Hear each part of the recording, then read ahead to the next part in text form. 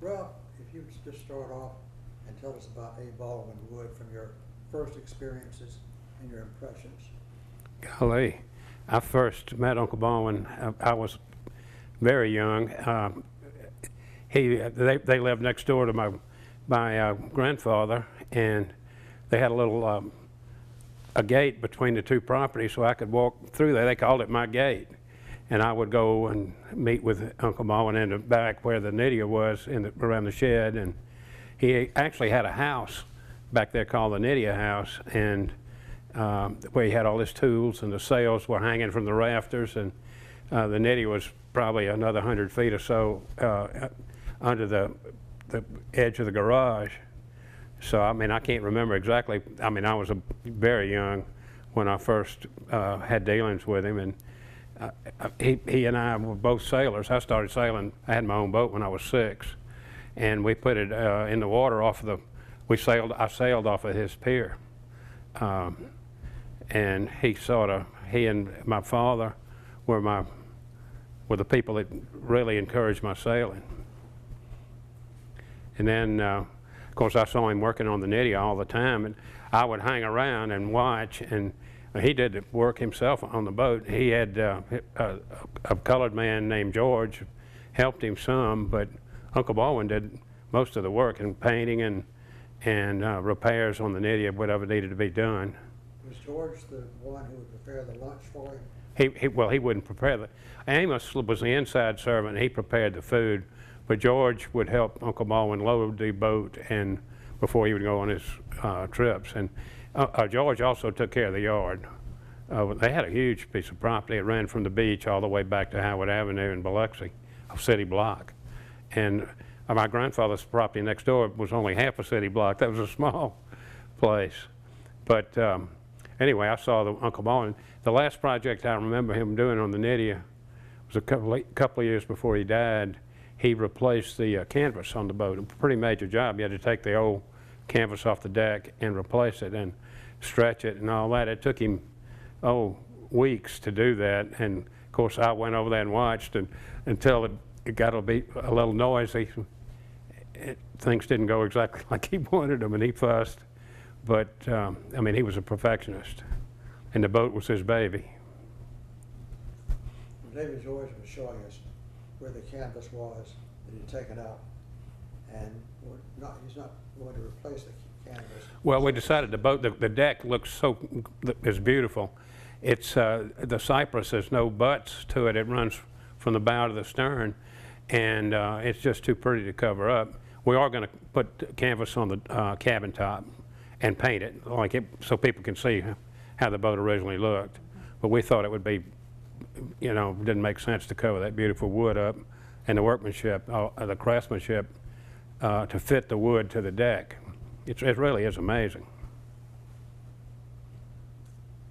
Well, Tom Deneg talks about his first experience and when he was allowed to dry the sails himself, which apparently was a monumental experience for him.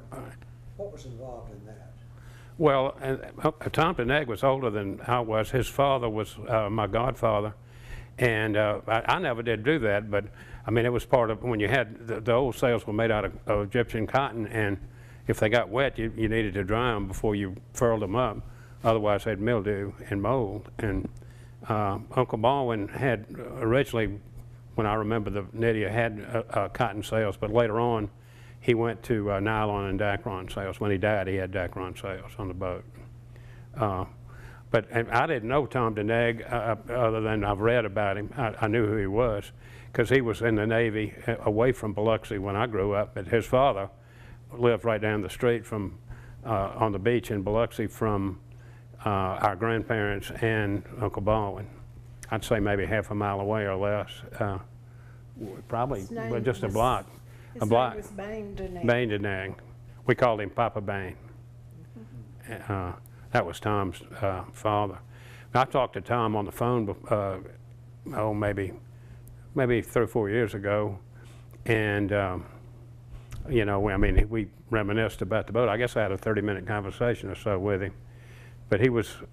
We have a deposition that he gave in our lawsuit. I understand quite quite interesting from our lawyer, told us that. Is But that available? yes, it is. I'm going to get you a copy of it. Wonderful.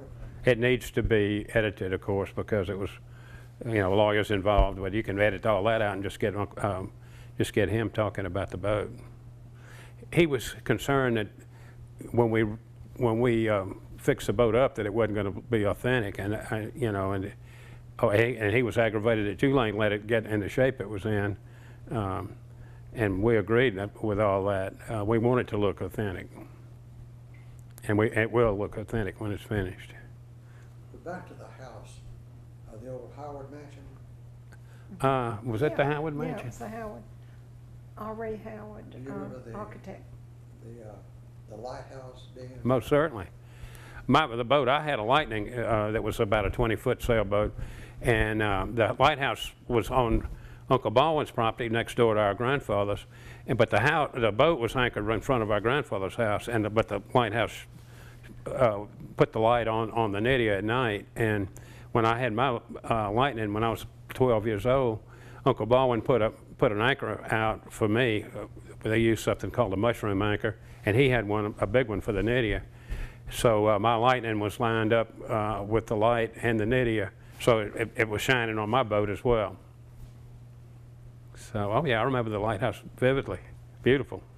Okay, the light that was shining on the Nydia did not come from the lighthouse. It was a separate light on a pole. No, it came from the The lighthouse. lighthouse, yeah. I had Bobby Mahoney with Mary Mahoney's restaurant called me and said he had a painting of the lighthouse. Would I like to look at it?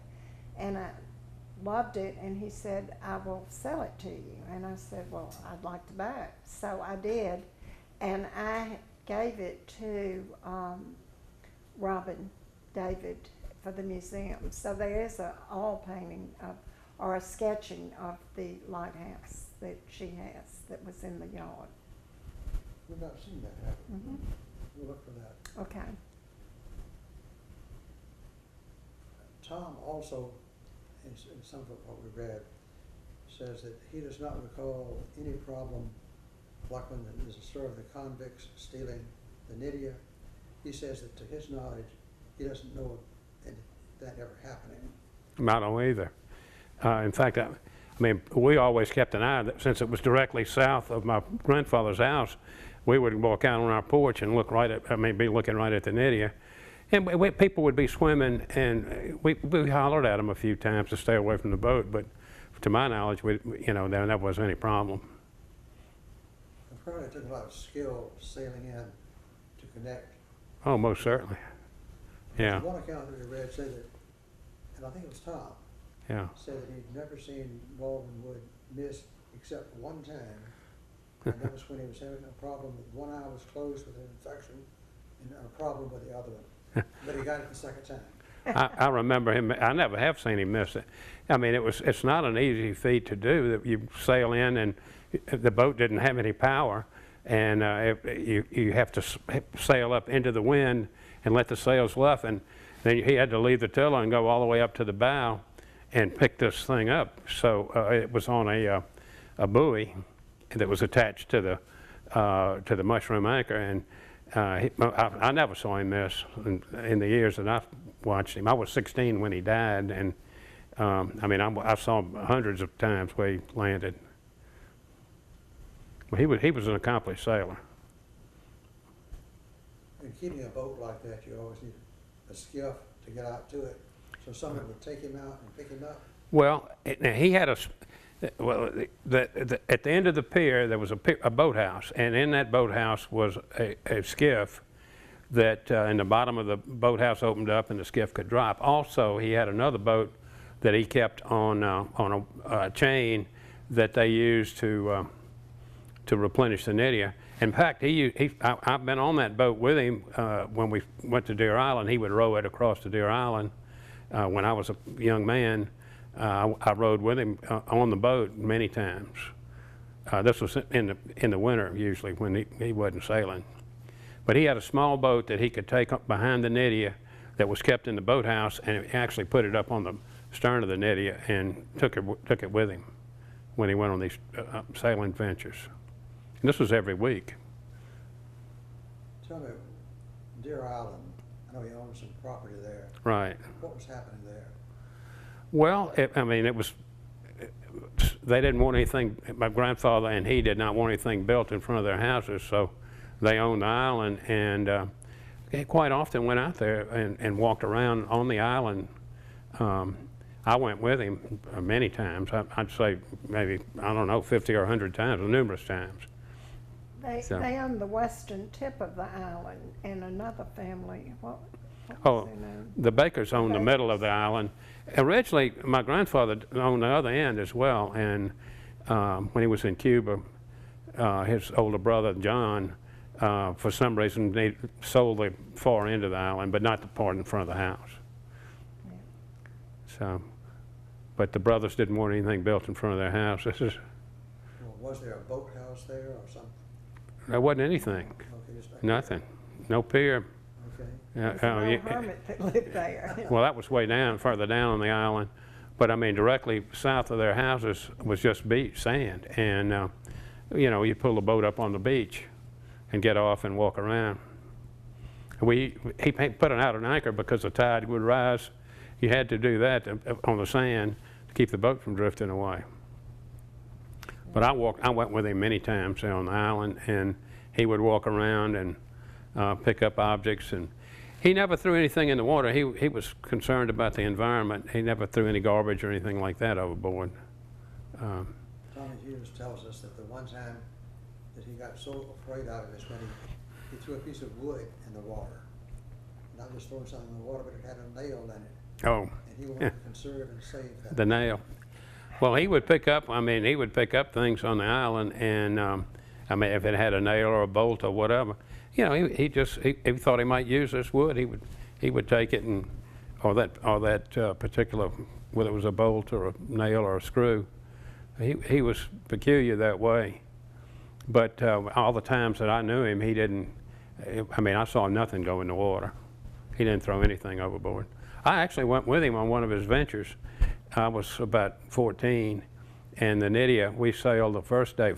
He came in on the Hummingbird around noon, or thereabouts, and by the time we got down to the house and changed clothes and got everything loaded on the boat, it was probably 3 or 4 in the afternoon, and we sailed the first night to Pascagoula, and he sailed on his boat, and I sailed on my Lightning, about a 20-foot boat with a mainsail and a jib.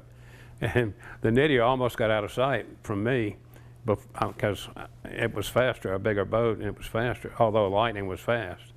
But that first night, we stayed in Pascagoula in the small craft harbor, and I actually slept on the Nydia with him. We had supper and all that. And the next morning, he got up and rigged the boat, and we sailed eastward towards Bile Battery area, and I sailed my boat. And you know, up tied behind the Nydia, and we anchored in this little spot, nothing around us at all. It was some small island and a marshy area, and I stayed on the boat that night too, and that was Friday night. So Saturday morning, I hadn't had enough of that. After 2 days, I thought it was a big adventure, but I was ready to come home. So I sailed all the way from I don't know, close to Bile Battery, all the way back to Biloxi that Saturday morning, and he didn't come back until Sunday. And I was on my grandfather's porch when he pulled in Sunday morning, and I hollered to him, and you know, he waved and all. But I had my experience with going on the Nydia and spending the night on her. She only maybe 3 or 4 feet of headroom in the boat, and you couldn't stand up. You know, you had to crawl around in the cabin, which most of our time was spent in the cockpit. And there's room to lie down on either side of the Right, yeah, right. He had an air mattress for me, but it still wasn't all that. It wasn't like a bed at home. Yeah, but it was quite an interesting experience. I always wondered what he did on these voyages that he went on. He would come in and load the boat up, and off he'd go, and we wouldn't see him until Sunday morning when he'd come back, and then he'd go back to New Orleans.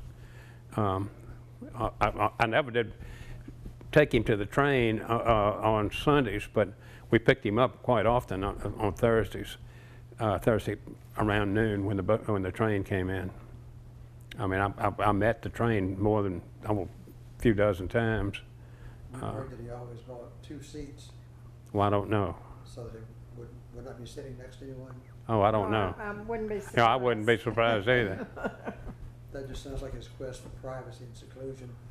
He liked to be by himself. In the wintertime, when he wasn't working on the boat, I went with him several times out in the countryside, and I don't even know where we were going, somewhere north of the coast, maybe 30 minutes or so in the car, and I don't know if he owned the land or whether he knew the people that owned it, but we would go walking in the woods and have a picnic lunch or so, and I was in my teens about that time, or right at it. But he liked to go out and walk in the woods and commune with nature. He was very, very interested in nature. In all that I've read and heard about him and his boating, I've never heard the first reference to fishing. I never saw him fishing off the Nydia. He was real particular about the boat. I mean, he kept it immaculate, and I can't picture him wanting fish on the boat. But the boat was kept in wonderful condition. I mean, it was spotless at all times. And when he came in to put it up, he did all the work by himself. He folded the sails and furled them and put the cover on the mainsail. You know, he never asked for any help that I remember. He did all that by himself. As I understand, after his death in '56, the Nydia stayed in the shed for about 5 or 6 years? I don't remember exactly how long, for several years. I never did, I felt, I never did get close to the boat. I maybe a couple of 100 feet away, I saw it there. After his death, you know, I just sentimentally, but I mean, the boat was there and I saw it, but I never did get up close to it. Who had custody of who was taking care of it then? Well, it was under the shed, and I guess George probably was. He was, the boat had a little damage after, when he died on it, when they landed. I say damage, I think it was mostly cosmetic. I never got close enough to see it, but it had to have some repair work done when they landed. So it did hit the pier? Yeah, when they landed, when they brought it in, and Mr. Garnflow's boat, when they went alongside, I think you know, it scratched it up a little bit. It didn't knock any holes in it or anything, that I don't believe. But I just never got close enough to the boat. I mean, because you know, Uncle Baldwin died on it. The first time I got on the boat was in New Orleans when we went on board, maybe 5 or 6 years ago. First time I'd been on board her since his death. You mentioned Garnflow. Yeah. Did you have occasion to discuss with him the circumstances of? No, I knew Mr. Garnflow, though. He had a tour boat. He operated out of Biloxi. We all knew him. You know, when I was out sailing and he had a bunch of tourists on the boat, we'd go by and wave, and he'd wave. He was well known, and he and my Uncle Baldwin were friends. He was a local Biloxi person that most everybody that was around the water knew him. We read his account. I was hoping there might be a Garnflow around. We could get to read that account and use the audio on the video. Well, it was very emotional, what he wrote about Uncle Baldwin. Like that, I mean, they were friends, and that's the way it used to be around Biloxi. The people around the water, everybody knew everybody else. Not that way anymore. You ever get anything you can bring up? Racing. Did you have any occasion to see him race or talk about racing? No, he and I we discussed racing. He had some silver trophies that were on the mantelpiece in their house.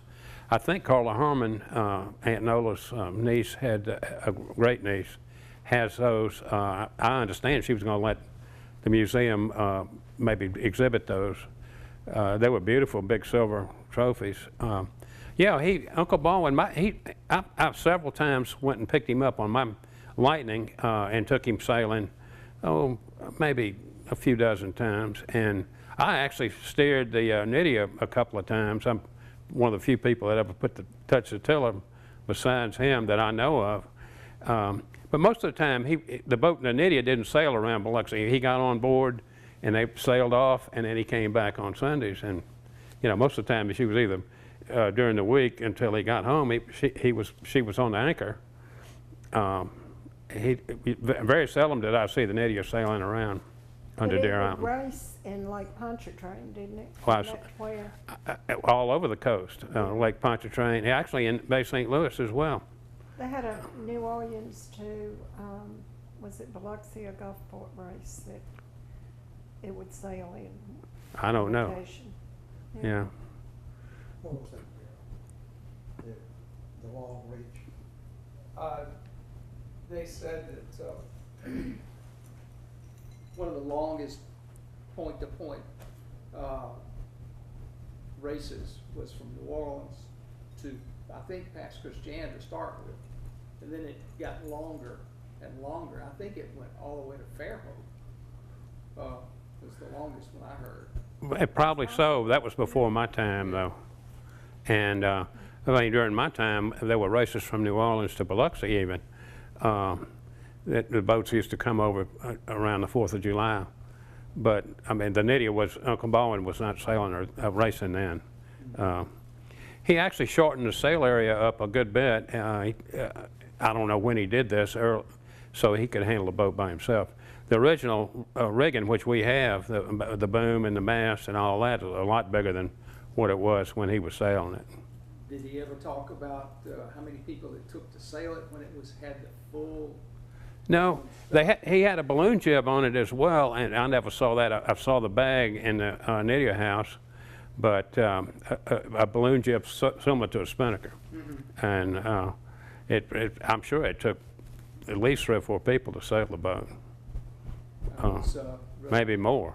interested in, I mean, it was an open sloop, no freeboard to mount anything. The original boat, I never saw the original rig.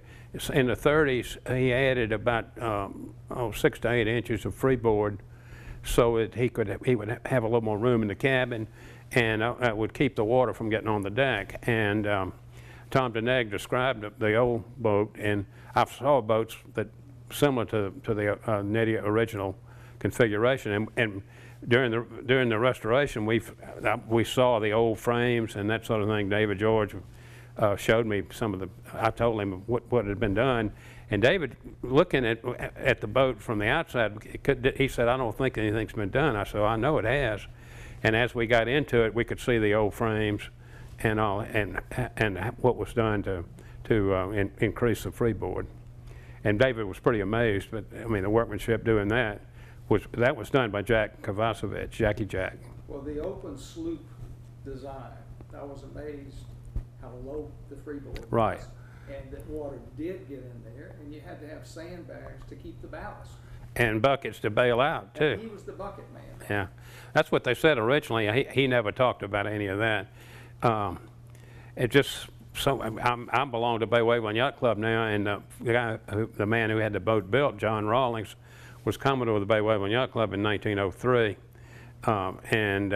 We would like to get a picture to put on our wall down there at the yacht club. Of Rawlings? Of John Rawlings, John yeah. Rawlings, yeah. Mm-hmm. So, He was also a Commodore of the GYA, wasn't he? well, the predecessor of the Gulf Yachting Association. I think they call that the Southeastern Yachting Association back in those days, but it's the predecessor of the now Gulf Yachting Association. Rawlings was Commodore.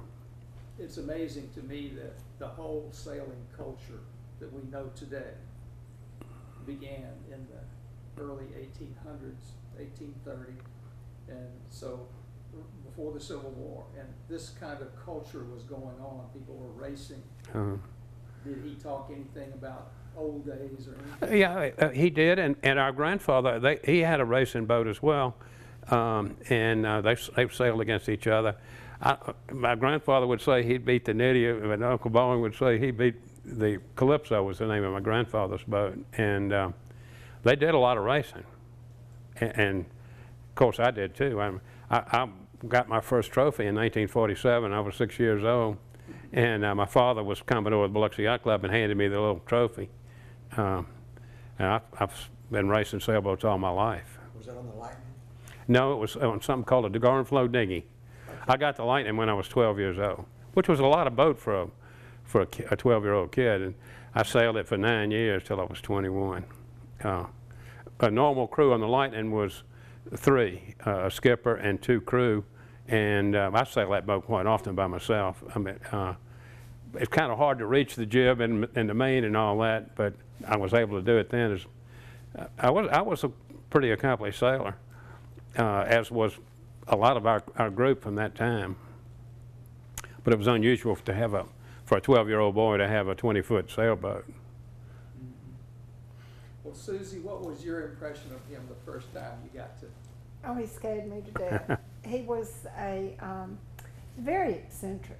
And the house next to my grandmother where they lived was like, it was gray, and it had a widow's peak and widow walk, and it was sort of spooky. It scared you, but it was an enormous house. It had gymnasiums and bunch of bedrooms that had mosquito netting, no screens on the windows, so birds and bees and all sorts of things flew in. And I was a little bit frightened by Uncle Baldwin. He hollered a lot, and he wasn't too fond of little girls.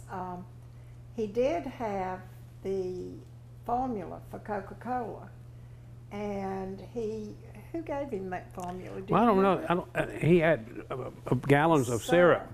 I don't know if he had the formula. He was friends with somebody that provided him with it, and he would, when you'd go on the boat, you'd have a little tin cup, and he would pour a little of that syrup and one piece of ice, and he had an ice pick. He would chop the ice up and put it in the little tin cup, and then put water in it. And it was a rare treat when you got to have that. And everybody didn't get that. No, I did get a Coke, but it was under duress. I think he just felt he had to offer it to me. But I was scared to death of him because he just was sort of strange for a child. Okay, this was kept in the ice box that was built into the Nydia. Well, no, the syrup, he didn't keep it on ice. It was just in a big glass jug. But he had ice that he chipped. Right, that was something from the ice chest that he installed in the cockpit of the Nydia. It's in there right now. Even I was looking at it when David George was working on the boat. He had some styrofoam around it to insulate it. It would take maybe a 25, 50-pound block of ice. That's what they'd put in there, and well, it lasted the whole duration of the trip. And the food was prepared already. It was cooked, and he stored the food in that ice chest for the trip. Usually a big sirloin steak, and he would cut some of it and have it for dinner, and just sandwiches for lunch normally. On the times I was on the boat. Do you think he added the ice box to Nydia, or did it come with it? I would think he added it under the seat, and I don't think it came with the boat. The Nydia was a racing boat originally. I mean, she wasn't intended for cruising. It was a sports car on the water, is what I call it. Yeah. There were a lot of boats around the early 1900s, and I remember when I was a youngster seeing very low freeboard boats that they call them 21-footers. It was 21 feet on the waterline, and 25-footers and 30-footers. I'm not sure what the Nydia's waterline was, but there were a lot of them with that low freeboard that sailed around. And one I remember was called Robin Hood. I remember the guy that owned it was from Fairhope, Ed Overton. He also owned a Lightning, and I sailed against him, Mr. Overton. He had polio, and it was hard to get around on his legs were paralyzed, and every time he tacked, he had to go from one side to the other to the boat, and he scooted around. But he was a very accomplished sailor. When I sailed against him, raced against him, he was very hard to beat.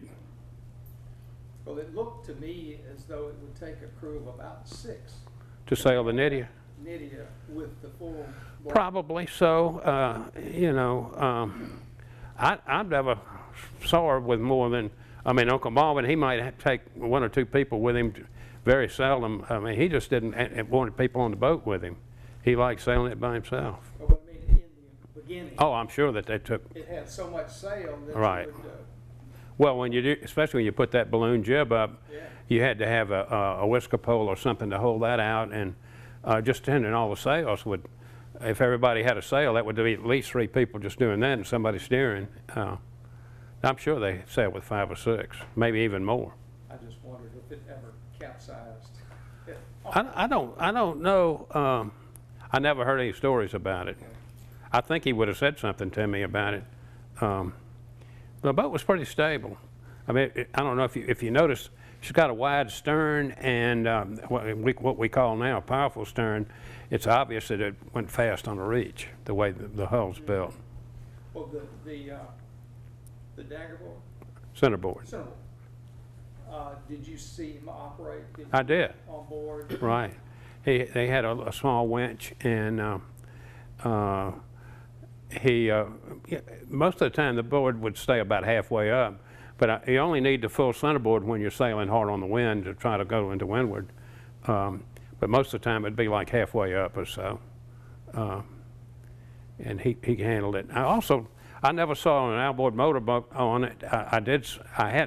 He had some old-fashioned outboards, and he had a small well that he built on the Nydia that I saw that would accommodate an outboard, but I never saw the boat under power. I never saw an outboard motor on his boat. Even his skiffs, he would row. Yeah. And he had several oars. I understand that Robin at the museum has one of the sets of oars from the old days. I mean, they were beautiful, varnished, spoon shaped and all, and they had leather where the oars meet the oar locks, leather on the oars.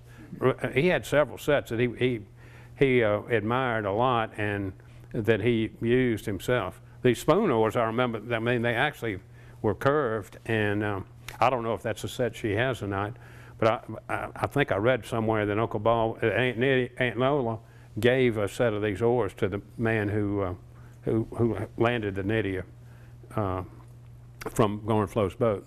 But I never knew him, and you know, I don't know. But I do know Robin has a set of oars, because she told me. What about his schedule? It seems like he came over on the weekends, but then he came maybe on Tuesdays or Wednesdays. Well, he usually came on Thursdays when I remember it, and would get on the boat. He'd come at noon on the Hummingbird. I remember the name of the train, and he went back to New Orleans on Sunday afternoon. I don't know where he lived in New Orleans. I assume he had a house over there. I found the address. I'm not Did you? I never saw it, and he didn't really talk about it. He did talk about the sewage and water board work some. Well, the Woods had a family home on Milan Street. My grandmother told me that, but I never knew the house. I don't know which house it was. So maybe he stayed there. I don't know. Yeah. Robert Bruce just sent us a copy of the front page from the Picayune with the story on it and the obituary. And it mentioned, that sounds like the house that she mentioned. Right. Also, it was on a Thursday that he died. He had just come over. Right, he was leaving for his normal journey. I remember seeing the boat at the end of the pier. I guess I was probably in school then still, but I think his body was still on board. Our grandfather went down to the pier. Of course, he was very upset. He had only been retired from Cuba for a year or so before Uncle Baldwin died. What did he do in Cuba? He was executive vice president of Cuban American Sugar Company. They made Colonial Sugar was the brand, and he lived and worked in Cuba for many years. He spent some time in the United States. Their main headquarters was New York, and he would go from Cuba to New York, and we would stay in Biloxi maybe a week out of the year or so. But when I was a child, he actually, my grandmother lived in Cuba with him before she moved back to Biloxi. I saw pictures of the houses from Cuba, beautiful. He was a sugar chemist, our grandfather. And his name was Ralph Wood. Ralph Bully Knee Wood, I'm named after him. My name is Ralph Wood Pringle. So. And there was another boy, another Jack. Yeah, well, the real name was John. The Wood, Uncle Baldwin's father was named John Wood, and the oldest brother was named John Wood, that nicknamed Jack. What happened to John? I don't know. He died before. I mean, I don't have any recollection of. Oh, I knew his wife, Aunt May, and he had a son named Robert Wood that I knew. That was our mother's age. Mm-hmm. A little bit younger than my mother. Robert Bruce said that John had died at an early age. He didn't say what happened or when.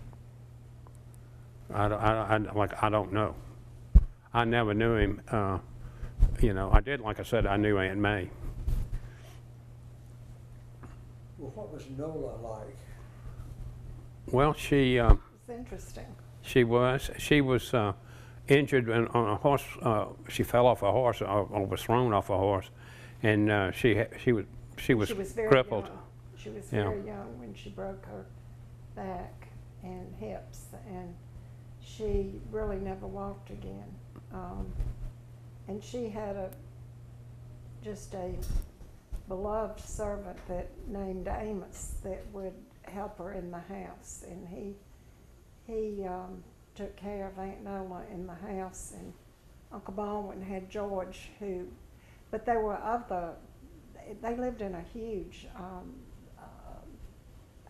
the home was huge, but the grounds were magnificent. They had ponds and koi and fish and fountains, and it's a lovely place, very, very pretty. And But anyway, Aunt Nola was very, I mean, she was nice, and she liked to play canasta and things like that. I remember growing up we visiting played with her. golf She was friendly. I wasn't afraid of Aunt Nola, but Uncle Baldwin was sort of austere. Was she in a wheelchair? I don't recall her in a wheelchair, do you? No. But she never really... They had a wheelchair. I saw a wheelchair around the house, but most of the time she sat in a chair. She was able to move some, but she was badly crippled. She was out of joint, looked like, from, you know, her hip was offset. Mm-hmm. And I think it was painful for her to try to move around much. And how long did she stay in the house after Baldwin died? Oh, you know, it's hard to say. She actually moved over here to Waveland, on the beach in Waveland. She had a house. I think maybe 5 or 6 years or so. Wouldn't you say about that? She was gone when Camille hit. She had moved to Waveland, and the house, I think the city of Biloxi had purchased the house, didn't they? And I don't know. I don't know. The house was, of course, destroyed in Camille. Yeah. We have a picture of Hurricane of 47, and apparently it blew the lighthouse down. I'm sure. We were at our grandfather's house in 1947, next door, and I mean, I remember a shrimp boat in the front yard up against an oak tree. Yeah. But Baldwin Wood engineered raising the lighthouse back up and giving it a better foundation. I'm sure. I mean, that's kind of, he did all the work around the house. He worked on their heating system. They had several old cars. One of them was a Duesenberg, and the other one was a Marmon. And he had maybe an old Ford coupe. I say old, probably late 30s, early 40s, that he used to drive around that I rode with him in. But the Duesenberg was very fancy. I mean, it had they had vases inside where you could put flowers, and I remember one particular time taking a ride, but Uncle Baldwin wasn't in the Duesenberg. I think Amos drove it, if I'm not mistaken. But you know, they kept these old cars in that garage where the Nydia was, and it was something. Uncle Baldwin, the property was so big, they had several horses at the back part of the property. Stables, yeah, in the back. He used to let the firemen from the city of Biloxi ride his horses in the firemen's parade that they used to have every year. But I never saw Uncle Baldwin riding the horses. I'm sure he did, probably. That may be where he took them out in the woods where we went walking. I don't know. I don't know if he owned the property or not. You never did get to go on those journeys. Was not invited. Yeah. We saw a quote from Nola, and she said that I think the most he made was $7,500, but even that much, because of the royalties he received. Oh, from the wood screw pump. Because of his tax structure, it actually cost him money to have the job that he had. I don't know that he never really talked too much about how much he got paid. He and my grandfather would ask each other, "Do you need anything, kid? Or do you need any money, kid?" And they both said no. They were all right. So, you know, and obviously they lived comfortably. So, but they didn't really discuss money, and you know, it was obvious that they lived. Not too many people had a whole city block of property, and our grandfather's was half a city block. I mean, it was impressive. But he must have loved his job at the sewer. Oh yeah, he did. Oh, he loved the city of New Orleans, and he loved Tulane University. He really did. He never charged the city any royalties or any fees for any of his inventions at all. Well, I don't know about any of that. That was a quote from his wife. Yeah, I don't doubt that. Yeah. And the wood screw pump went international. They use it in the In the Netherlands, In the Netherlands. to pump out the Zuiderzee. It was used around the world, I think. As a matter of fact, some of the old pumps in New Orleans are still being used, I think, now. The old ones. Yeah, apparently they were pretty remarkable in that you could actually get inside of them and do the repairs if needed. I heard Dr. Bruce told me that someone said he was friends when he invented the pump. The problem was how to power it, and electricity wasn't back in the early 1900s. What had just been done. And he and Westinghouse were friends supposedly, and he consulted Westinghouse and Edison as well on how to power these pumps. He never told me that, but somewhere along the line I read something about that. Uncle Baldwin didn't talk about his work at the Sewage and Water Board, although he did talk about the city of New Orleans, and he loved it. You mentioned his cars. He didn't drive over there. He always took the train. Always took the train. Always took the train. Yeah. Yeah. And I don't remember seeing him, Uncle Baldwin drive. Yeah, I don't know how they got their groceries and things. I don't know whether Amos. I assume Amos, Yeah. but didn't. You know, I never did see any of that. I did see the gymnasium in the house, and I remember they had. You remember the old toilets? They had the old-fashioned toilets with water tank, gravity fed, a chain. Right. And Jerry O'Keefe ended up with one of Aunt Nola's toilets. I don't know how he got it, but he was building his home and he was fascinated by the old. It had beautiful wood around it. Remember, it was just beautiful and shiny fixtures, and you know, it kind of was a piece of art. But I think Jerry O'Keefe put it in his house. I remember, I think, taking a tour of the old Howard mansion. Oh, Okay. Oh, really? After the city had purchased it, and they were either going to tear it down or do something to it. And I remember going up into the bathroom upstairs. And it Well, you had a probably saw the water tanks in had there. a shower. Uh-huh. I thought that it was one of the few houses that had a shower with all these shower heads in a circular. It was probably Uncle Baldwin's invention, don't you imagine? I don't know.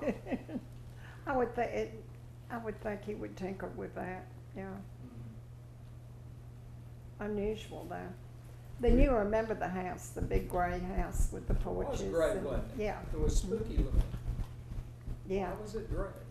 I don't know. I don't know. And then next door, you remember my grandfather's house, and it was white and pretty, very different. Well, the picture we saw wasn't really gray, was it? It was gray all as long as I remember the house. It was, Yeah. It was gray. The the floors on the porch were varnished, though. It was beautiful.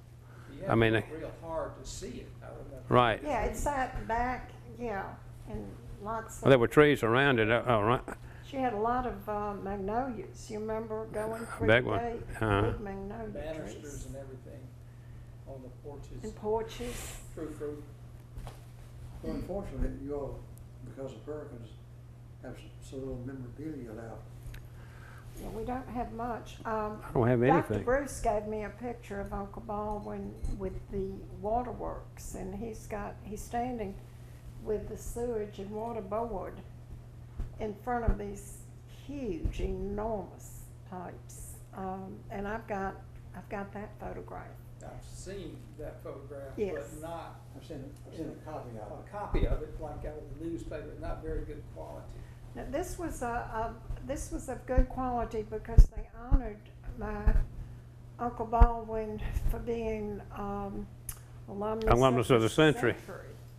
Well, At Tulane, and he had this large picture of Uncle Baldwin with the sewage board, and he said, "Would you like to have that?" And I said, "Yes." and I you would." have it, I have it. and we Yeah. could use it, we could take a picture of it. Yes, absolutely. You can take it and copy it, whatever. Anything else come to mind like that?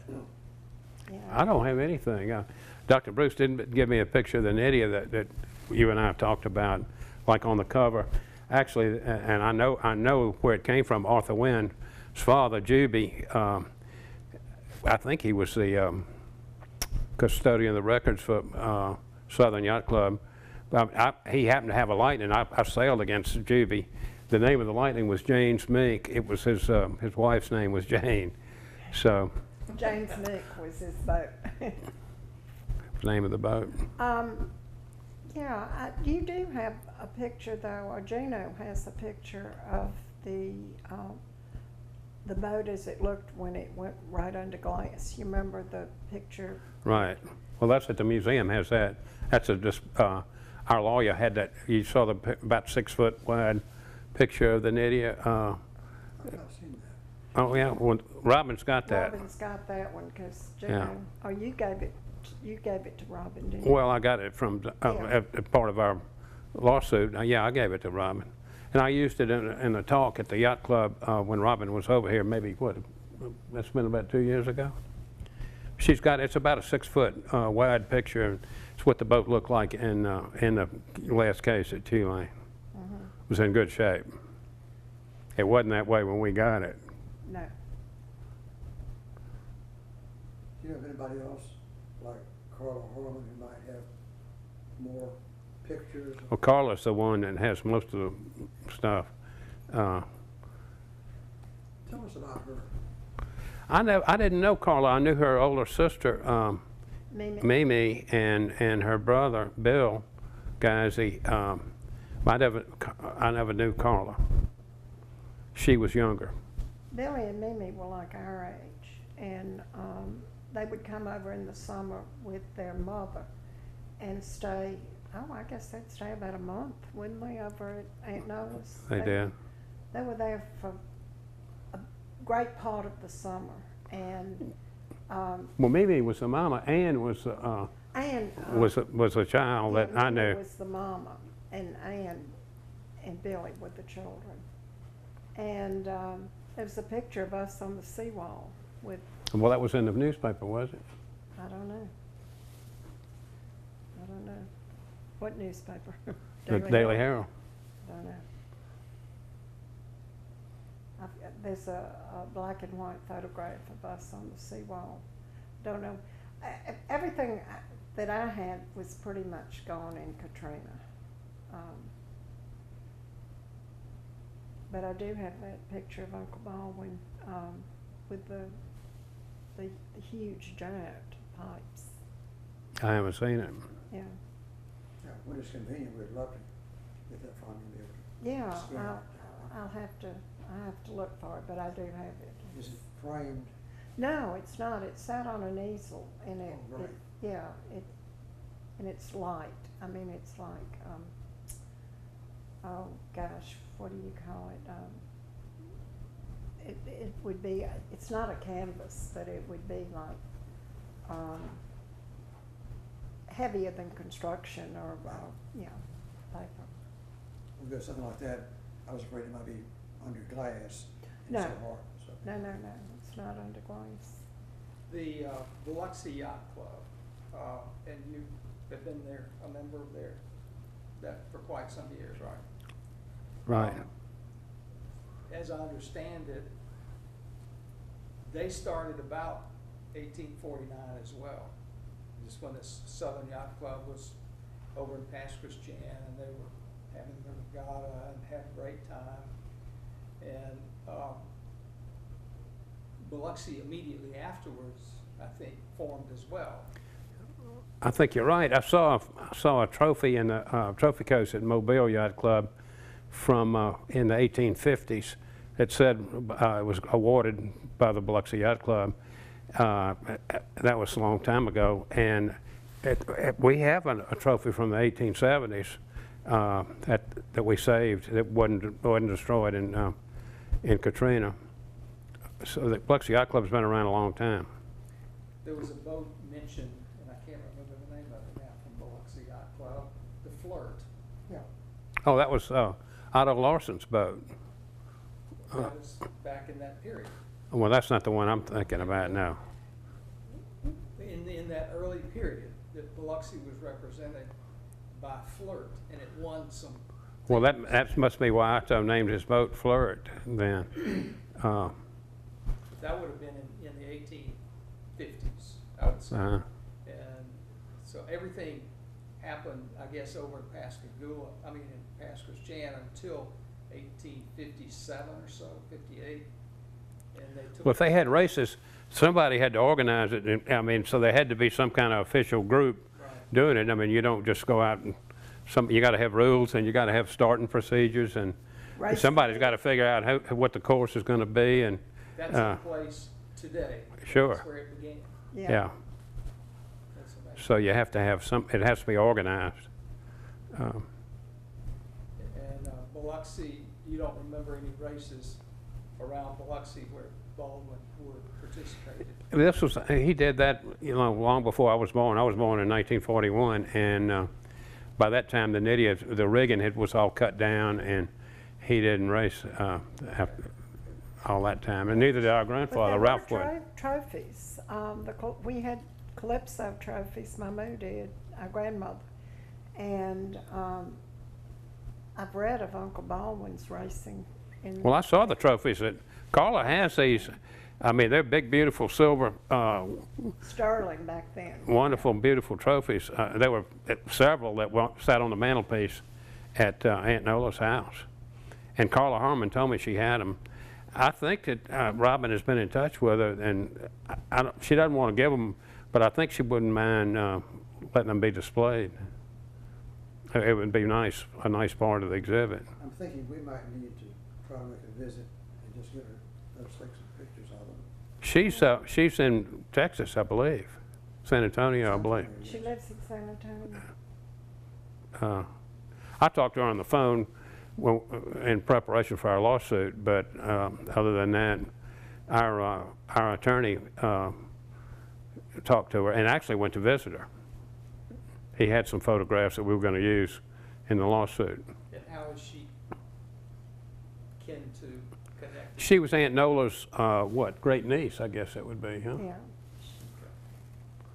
Aunt Nola's sister, Nelchie, wasn't it? Nelchie's daughter? Well, Mimi was Nelchie's daughter. Yeah.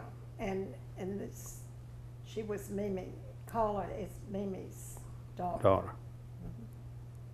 So that would make her a great be niece.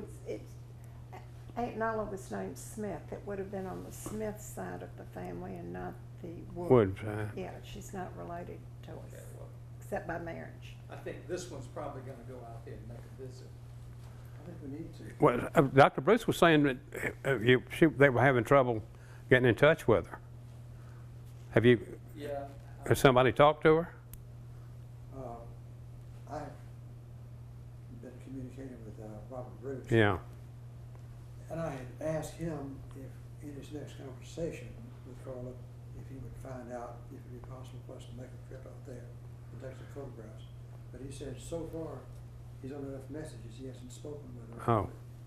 Well, he told me by an email that he'd had trouble contacting her, so, but I haven't talked to her in a long, long time. Our son-in-law, who represented us in the lawsuit, went and spoke. Yeah, with- he went, He went out there and spoke with. and he got exhibits for our trial from her. Yeah, and he also went and spoke with Tommy Deneg, and we've got those That's when he did the depositions. deposition. Yeah, Generally, how old is she? Carla? she's younger than we are, so I don't know. She's probably in her 60s. Oh, she's Yeah, Yeah. functional. Yeah, I would hope. I would hope so. Yeah, yeah. But I never met her, so I don't, you know. Carla, she wasn't born. Did you meet her? No, No. she wasn't born when Ann and Billy would come to the coast to visit Aunt Nola. Carla was, I guess, the baby. Jim, We appreciate your time. Okay, very, very much. welcome. We do have fond memories. Yeah. We I can do. tell. Yeah. And thank you for sharing.